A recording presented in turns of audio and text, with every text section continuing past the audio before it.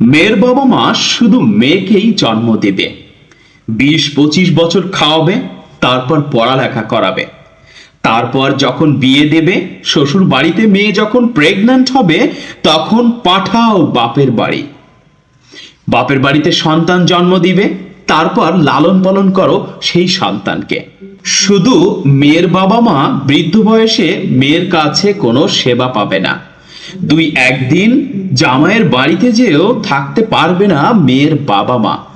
আর সেটা থাকলে যে সমাজের মানুষের মুখে তখন বুলি ফুটবে যে শ্বশুর শাশুড়ি জামাইয়ের ঘাড়ে চেপে বসে আছে। যে মেয়েটাকে লালন পালন করতে যেয়ে বাবা মা সর্বশান্ত হয়ে যায়, যে মেয়েটাকে লালন পালন করার জন্য বাবা মা তাদের নিজের জীবনের সবকিছু বিলিয়ে দেয়, সেই বাবা মাই বৃদ্ধ বয়সে মেয়ের কাছে থাকতে পারে না।